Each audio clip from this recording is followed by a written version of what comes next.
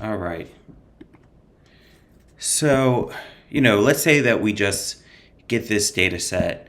And like I said, sometimes less like after people like apply for jobs and they go on the interviews, less times I'll ask them for the take home exams.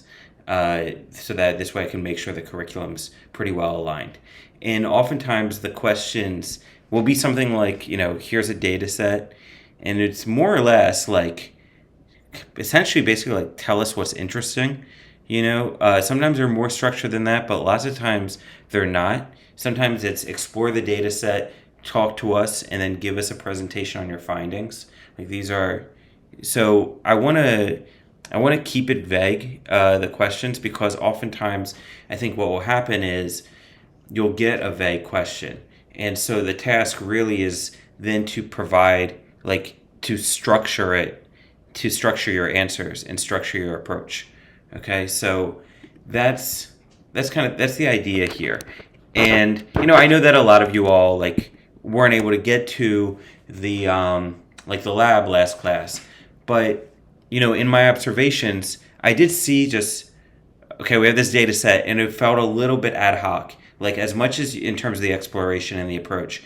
The more that you can rely on a structure, and especially like right now, like use this as an opportunity to like be disciplined about your structure. Okay, so that's really like what I'm trying to provide here is here's how I would approach it, and it's a way to like use your time efficiently and be provide pretty solid analysis. Okay, so we load up our data. The first thing that I would do, and the reason why I'm just slicing a couple rows, is you want to identify really like two things in the data set. The first is right what we call the grain of the data, and the second thing is the target. So with the grain of the data, we mean essentially what does each row represent? All right, and this is for any, we saw this. You should have been really doing this with SQL as well. So in this case, you can see the grain of the data set. So what is it? We see it says MacBook Pro laptop, but then this price each, as well as I think there's like a quantity ordered, right, is telling us, all right, well, there can be, this is almost like a shopping cart. It's kind of like it's in between a shopping cart and an individual item, because it seems like each row can only ever represent one item. The address tells me this is a purchase of a customer, right? So this is a purchase of from a customer of a product where there's one or more. Okay, so I'm thinking it of a shopping as like kind of like I guess a shopping cart, or maybe it is essentially like a line item. So the idea, by the way, you'll see this in e-commerce, where if you might have a shopping cart, and then a shopping cart has many line items, right? Where a line item is one of the items in your shopping cart. Okay, so I guess you can almost think of this as a line item where there's quantity can be more than one. The only thing is I don't think there's you'd have a customer buying more than one product. So that's why I don't know. It's kind of in between. So anyway, what's the grain? I would say it's a purchase of by a customer of a product type or something like that. All right, but I kind of know in my head at this point what I'm looking at for each row. Okay. The second thing is write the target. So you can see there's like this two kind of ideas for this. One is this price each, but remember there could be more than one. So really I would say it's probably sales, like the revenue. By target, again, we mean like what's the main, in data science, it means what is the item you're trying to predict, right? In this case, it's set revenue / sales. So this is the first thing I do, and you should just do this off the bat. It takes no coding to do this. The next thing is that I would do is we want to start with it's just providing some initial coercion of the data. So how do I do that? Right? Select data types, select D types. And then basically what I'm looking for is those of type object, okay? And then you can see, okay, these are the columns that are not numeric, And then I'm just looking to see what should become numeric. So all these look fine, right? Except for this one. And this is a key one because, as we know, once we turn this into a date, then we can use our add date part to break this into multiple different ones. So we should do, what do? We'll select the order date.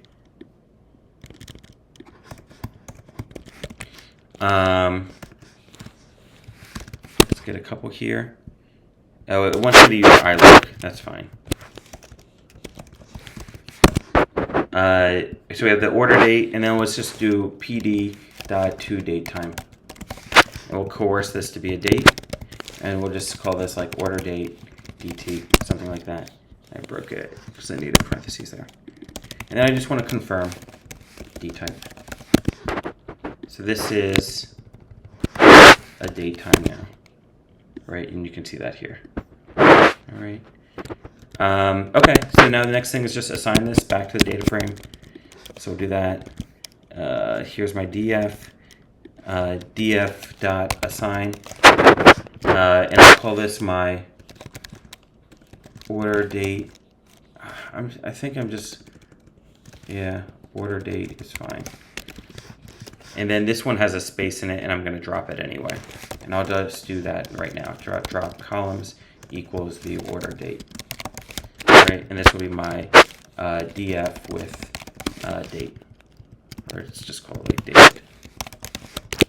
Okay, and now just take a look at it, and we see the order date. The other thing we should drop is the hour and month, because we're going to get that when we use our add date part function. So let's just add that here. So drop the month column, and we'll also drop the hour. Okay, so now we have this. Then the next thing is just to add in those columns. So from item lib, import star, add date part, I believe.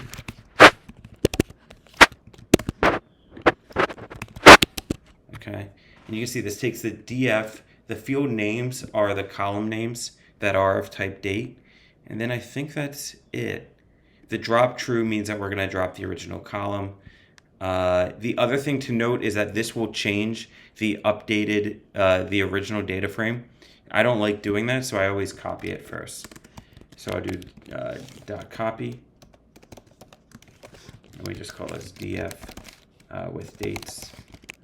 My names aren't great, but that's okay. And then we'll just do that, and then we'll do the columns. Is the or field names is a list, it looks like, and that's the order date. Okay. Then we do this, we should get back now, this right here has, right, all of our columns, okay? So that's it in terms of like coercing the data, right? And now the reason why we do that first is the next step is really to check the representativeness of the data, okay? So remember, the idea is we're going to make, based on this data set, we're going to make some recommendations or get some insights about how the real world is operating. So the first thing is, does this data, is it valid to say something about the real world based on this data? Okay? And so like there's a lot to check, but we're going to keep it focused on the two main things, which is one, the target, okay, which for us is, what do we say? It is sales. So one is the target. Basically, we want to check, like, is there missing data there? Or there kind of like weird data that's probably messed up? And then the second thing is the year. Is this data recent? And then is it like comprehensive over a given year? Okay. Meaning, like, are we missing like a month or 2 months of data? Are we missing Saturdays for some reason? Like, you want to just check to see, like, is it comprehensive even for a given year? So, okay, so for this one, we can just take this, select the price, or sorry, the sales, and then plot a histogram and say like fig size equals, I think it's, I always forget what's horizontal. Yeah, this is pretty good. So this is 10 by 1. I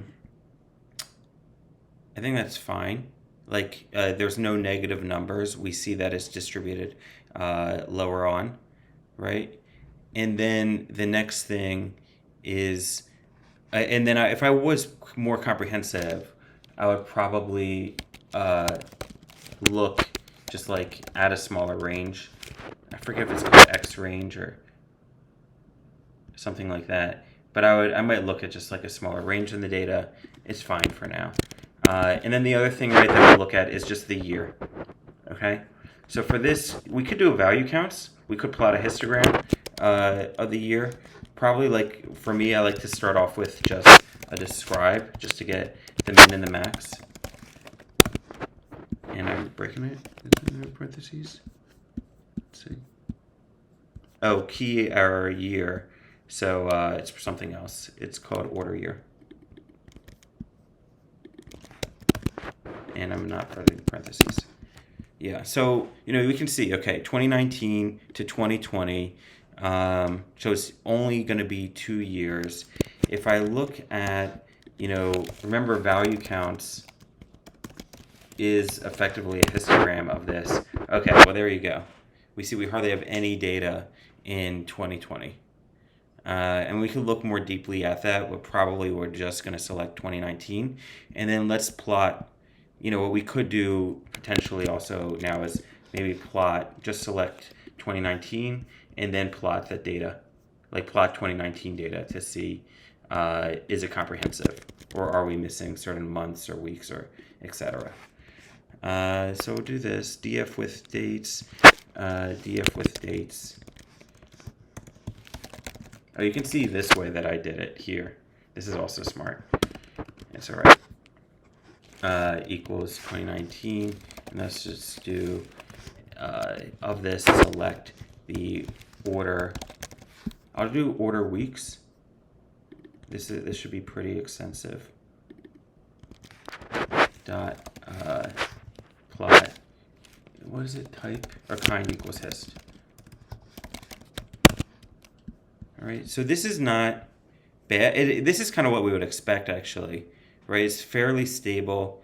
We see a spike in the holiday weeks, right? So this doesn't seem bad to me. I don't see any. Sometimes what you'll see is just like 0, right, for certain weeks or at a certain point, meaning that we just don't have that data, right? So that would just tell us, okay, that data is missing. In this case, we see pretty consistent sales, or at least like occurrences of a sale across each week for 2019. And we have the entire year, right? Like it could be the case that we started collecting our data halfway through, but that doesn't appear to be the case either. This is kind of interesting, right? It does, like there is steep growth here. I wonder why that is. Like I might want to look a little bit more deeply at that. Like week 40. Actually, this is November. This would be November. So I guess we would expect that. You can see the other way that we could do this is just by using our built-in print function, passing through our target columns, and then this is now called df with dates, and just plotting it pretty quickly and changing the y range. And this is percentage. So this is showing us all the sales are in one of these, right? So this is 2019 probably. This is 2020, right? 2.02 to the 0, I guess. And then revenue by month, you can also see is pretty consistent. The reason why there's nothing here is because our function takes a limit of 10. And so when it's plot, so just be careful of that. It's only displaying the top 10, but there's 12 months in a year. So you can just change that. And now we're plotting percentage of sales for across each month. And it seems like we can see that we have data for all the months. Okay. And that's really it, like in terms of checking the data. So we coerce the data, we check the data, we identified the grain, we identified the target. The next thing is just to do an overall breakdown. For this, what I like to do is, and by the way, you can see I've only been talking, right, for like 15 minutes. So this is what I mean by like having a structure and having like a go-to strategy where you can do a lot of damage if you have that and they're not floundering around. Okay, so what's next? So for me, the next thing is basically move into this overall breakdown. And for that, I generally like to look at the list of columns, okay? And then I like to organize them. So for instance, these are all my date columns, okay? and I'll just call them, right? These are my date calls, and put them here.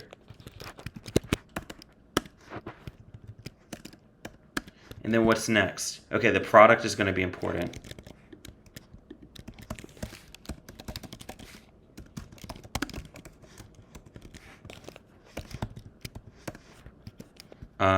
What else? Quantity, price each. That I don't need. This is the target. I'm going to label that. Sales. And then what else? City is really more about like customer, which is fine, right? This is where this was ordered.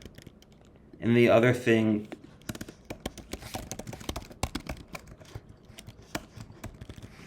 and like your grouping might vary, right? But city, and then I'm surprised I don't have the address. I thought I did. Let's just take a look. Oh, purchase address. Because this is really like, for me, like a customer ID. Okay, right? This is like what's unique about it. So maybe we'll do this as well. This might be a little bit too specific. All right. So really, what we have, like you can start to see it. Helps you kind of organize the data. We really just have a few things. We have the target, right, which is our output that we're trying to predict. We have the product, and then we have like the city. And then now this is kind of a different level. Like, right, this is, maybe we could identify some of our top customers or things like that. If we knew how to plot stuff like geographically, like, we could do that a little bit, and maybe see some interesting things there. But for right now, it seems like these are the main breakdowns. And then these, we already did some of them, but, we could go a little bit further. But, these are all obviously date stuff. And then you can just, like, what I like to do at this point is just, you can see what I'm doing here. Identify, this is my target. I guess I should have sales. I should have had sales here. These are, here I kind of combined them because I'm like, there's only a few of them. The product, the city. I don't really like this one. And just plot it and see, do I see anything by grouping by product or by grouping by city? And you could also then maybe take a later look at grouping by customer, and grouping by time period is later on as well. And I broke it because I need to pass through my actual data frame. Okay, so this function, right, takes our data frame, the columns that we're grouping by, what we're doing. And then this Y range thing is valuable because it shows you the range of the plots, right? And some of them are pretty small. So, right, if I did this 0 to 1, it's a little harder to see the difference in the data. But you can always just change this to this, and then you can change the limit of the data if you want as well. Right, the reason why I put a limit as 5 is because it's hard for me to read this. Okay, so what do we see? 25% of the sales is MacBook Pro, iPhone, ThinkPad, Google Phone. This is pretty significant, I think, right? They're all electronics. I'd probably want to look at, the overall data, see like how many of these products are there. And then the city breakdown, right? We see San Francisco, LA, New York. The other thing I want to do actually is in our function, there's this thing called ycol. Right now it's doing 0. This is because, and if you look at the results, let me just show you the significance of this. If you do results.keys, right? Remember, this gives us each of the data frames. So if I look at results of product, this is what is plotting, is this data frame, and it's plotting the first column. So 23% for MacBook, etc. This is the other way we can plot it, is using the cumulative percentage.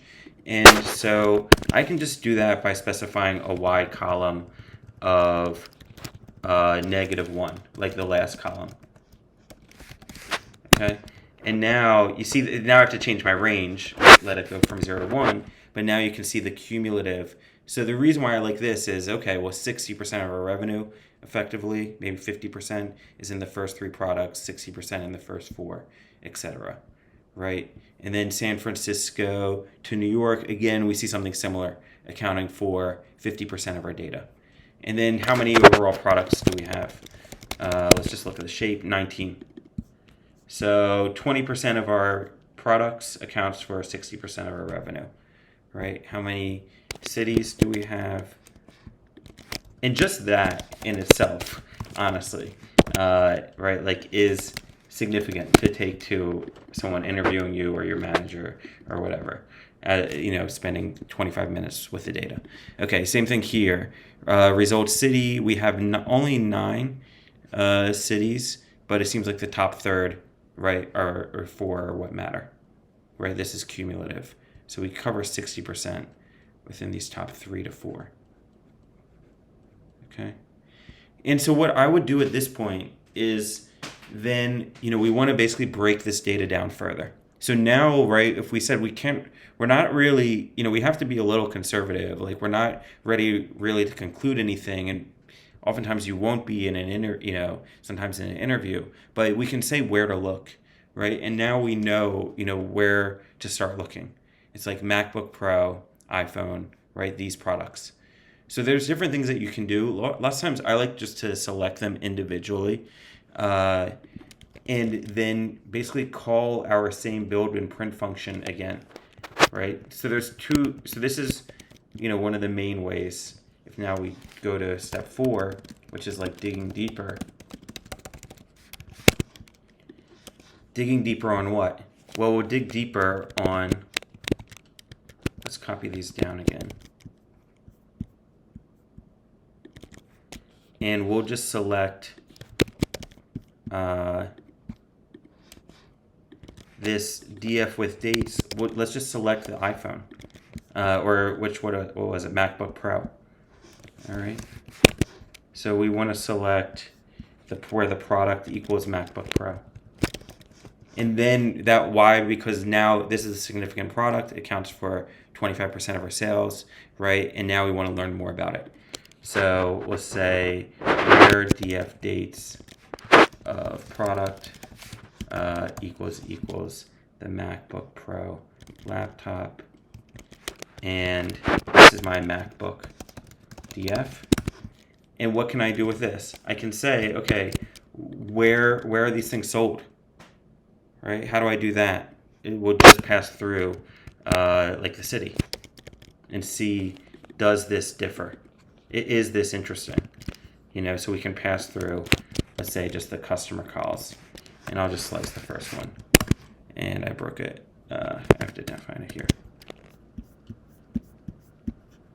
Key error sum.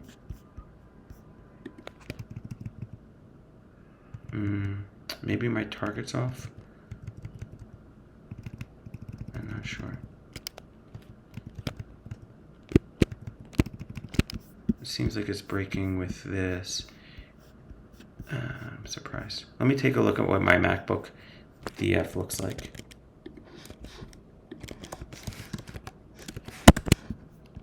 Yeah, this looks okay. So these are each of them.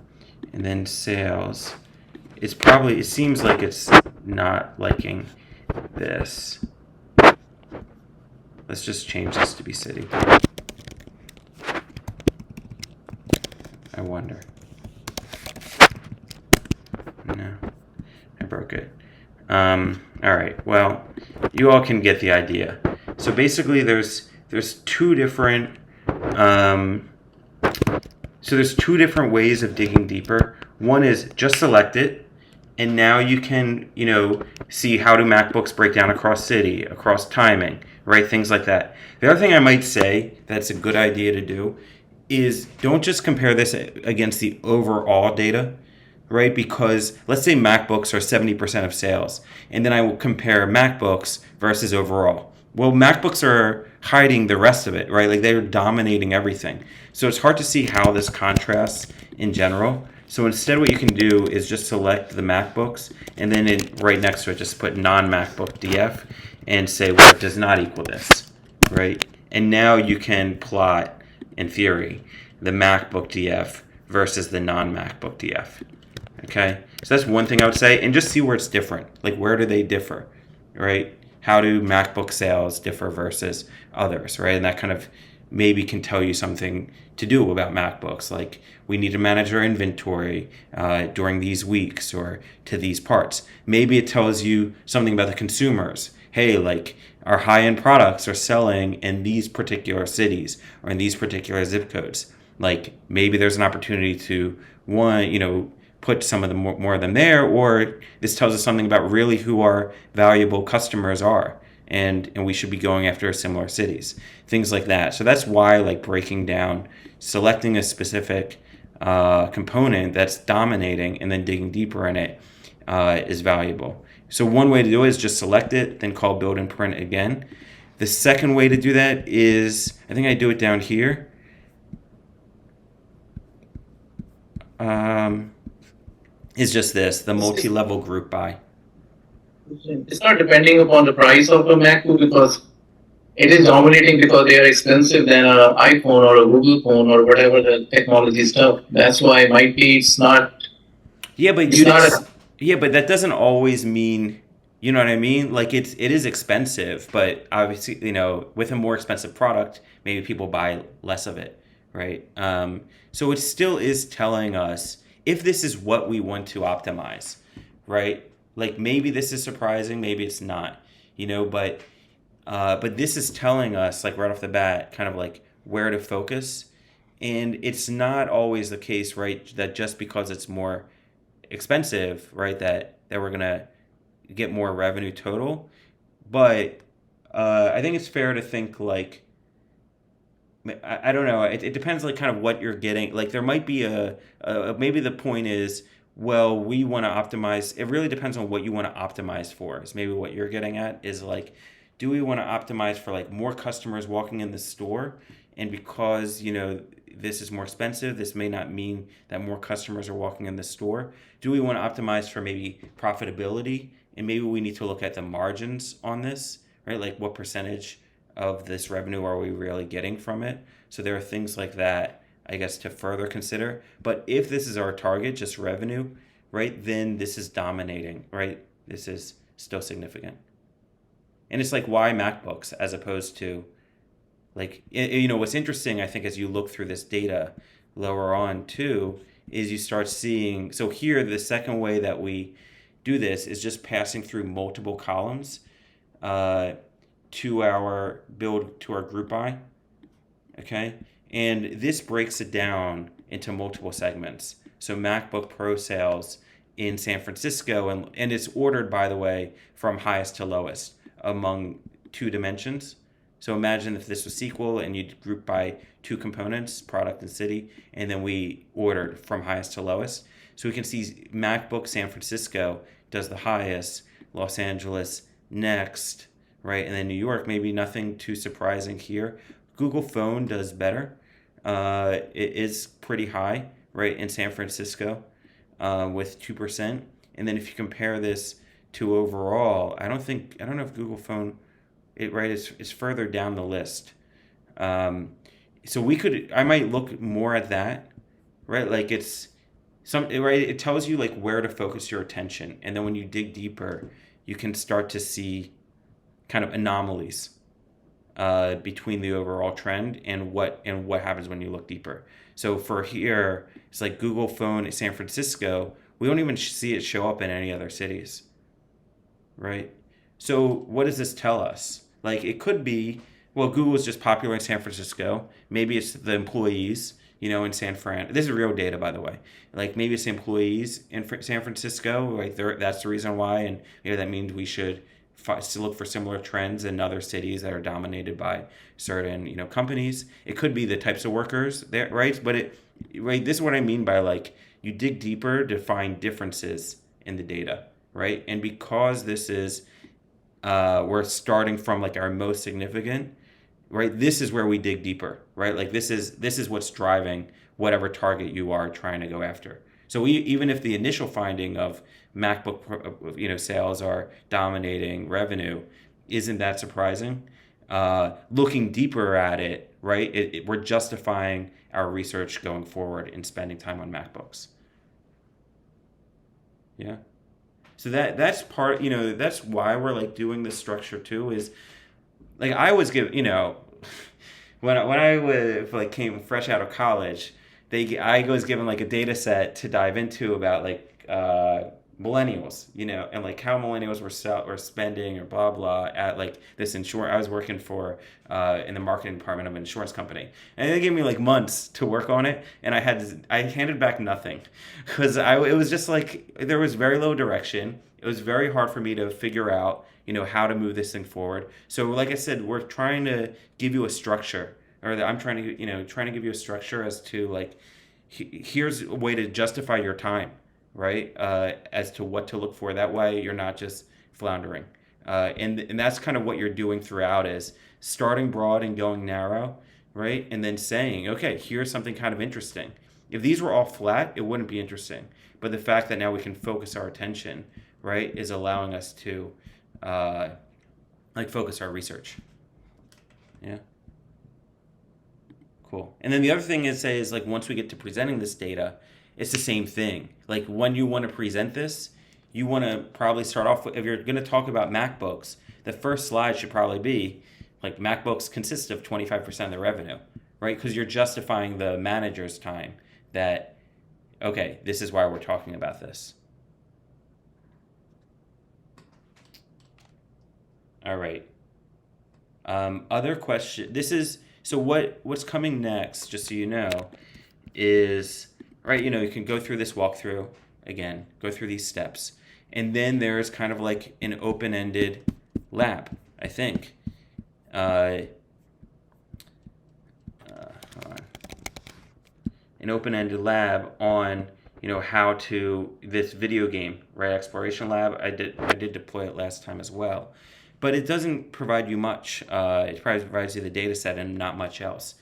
So what you want to go back to is this structure, okay? And see where it takes you.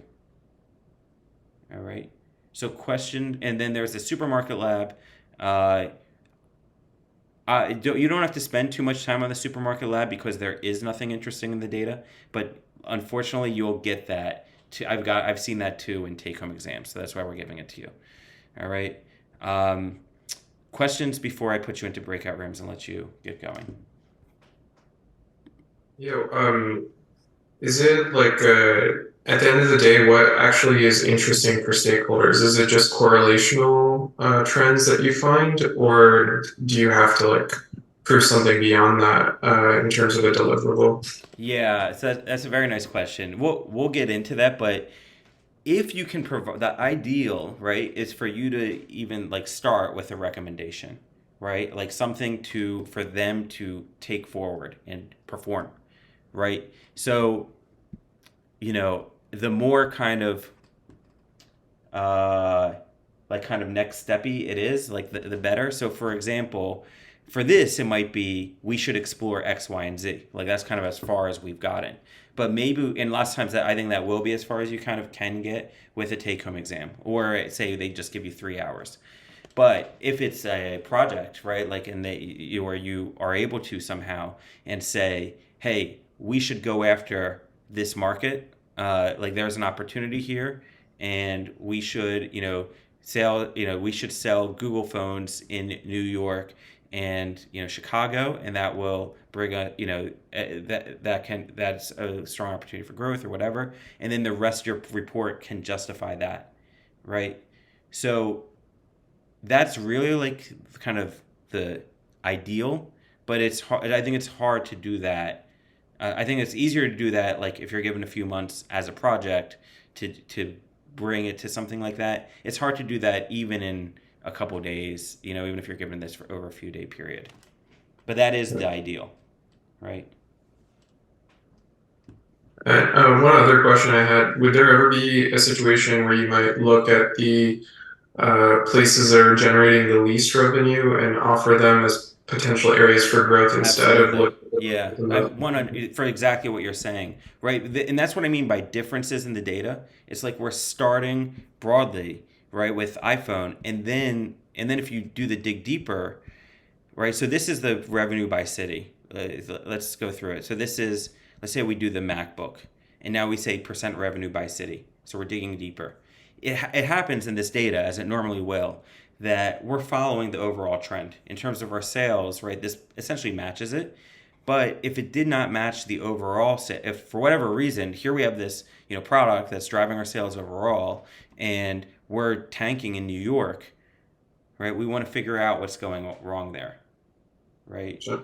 Yeah, exactly. So again, like this is why this whole start very broadly to then justify how to dig deeper, what to dig deeper on. I really recommend that because again, like if we just start with any of these products and they're only driving 1% sales and we see we're tanking in New York, great. like that's not where we want to start improving our business, right? Or start with your recommendations.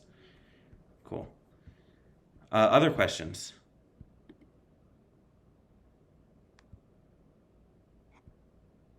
All right. So just to, quickly go through that structure again. Identify the grain of the data, identify the target, coerce the data, right? Meaning change things that are not of that are of type object and can be easily changed, change them. Right? Same thing, like you can do like a once over essentially, and then as it seems like a feature is more promising, provide more effort in data engineering it. But generally, you just kind of do a once over, right? Do the add date part, coerce things to integers that, if it's not a lot of effort, meaning it takes you like 5-10 minutes, coerce it. And then what's next? Check the representativeness of the data, right? Meaning that we're just really, for us, going to be looking at the target value, the dates, right? And then the next thing is build, plot and build, all right?